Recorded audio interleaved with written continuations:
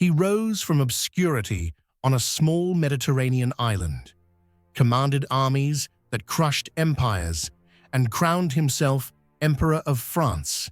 Yet in the end, he died in exile, a prisoner on a remote island.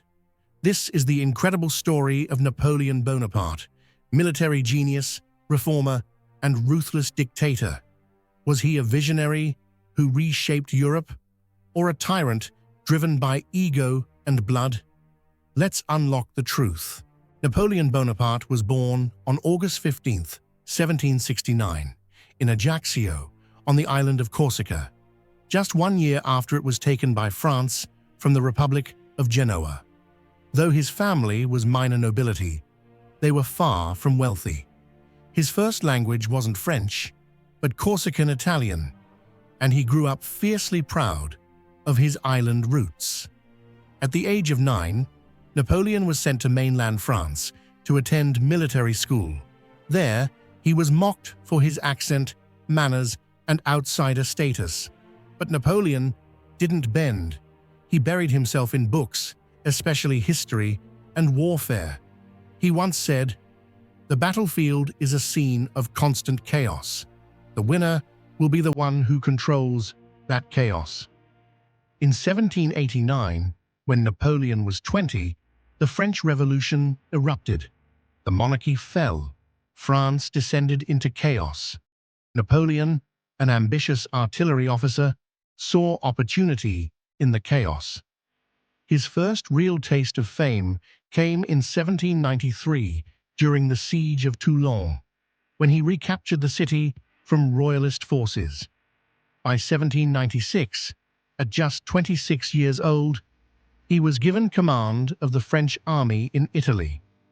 What followed was a string of dazzling victories, beating larger, better-supplied Austrian forces with lightning-fast tactics. The young general became a national hero, and he wasn't done. In 1798, he led an expedition to Egypt, aiming to strike at British interests and build his empire. While the campaign was a military failure, it sparked lasting fascination with Egypt and boosted Napoleon's fame. In 1799, France was still unstable. Seeing his moment, Napoleon returned from Egypt and, with a group of conspirators, staged a coup d'état, overthrowing the government.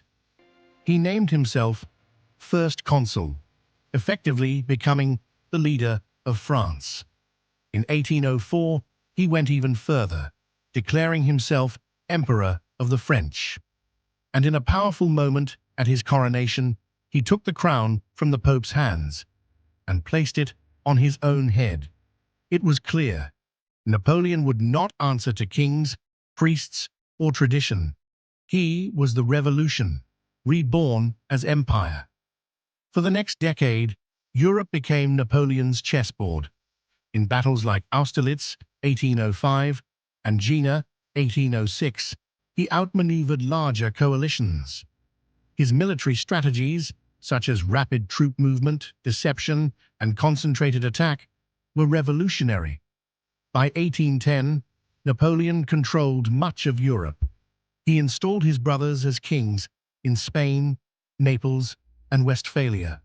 But power came at a cost. His armies devastated cities. Resistance grew. In Spain, guerrilla warfare drained French strength. In Germany, nationalism stirred. And then came his biggest mistake: Russia. In 1812, Napoleon invaded Russia with over 600,000 troops, the largest army Europe had ever seen. But the Russians refused open battle. They burned their own cities, retreating deeper into the interior. Napoleon captured Moscow, but it was a hollow victory. Winter came early. Food was scarce. In snow and starvation, Napoleon's Grand Armée disintegrated. Only around 100,000 soldiers returned. It was a catastrophe, and it changed everything. After Russia, Napoleon's enemies smelled blood. A coalition of Britain, Prussia, Austria, and Russia united. In 1814, Napoleon was defeated and exiled to Elba, a small island in the Mediterranean. But just 1 year later, he escaped and returned to France. Crowds cheered. Soldiers joined him. He ruled for 100 days. Then came Waterloo, a final brutal defeat at the hands of the Duke of Wellington and Gebhard von Blücher. Napoleon surrendered. This time, they didn't take chances. Napoleon was exiled again, this time to St. Helena, a desolate island in the South Atlantic. There, isolated and watched by British guards, he wrote memoirs and tried to shape how history would remember him. He died in 1821, at just 51 years old. Cause of death: likely stomach cancer, though some suspect poison. But death didn't kill his legend. Napoleon had reshaped Europe, spread revolutionary ideals, and laid the foundation for modern laws with the Napoleonic Code. To some, he was a liberator. To others, a tyrant who brought war and destruction. "What is history?" Napoleon once said, "but a fable agreed upon." So who was Napoleon Bonaparte? Hero or villain? Genius or monster? Maybe the answer lies not in choosing, but in understanding. This was Past Unlocked. Subscribe to uncover more truths buried in time, unlocking history's hidden truths.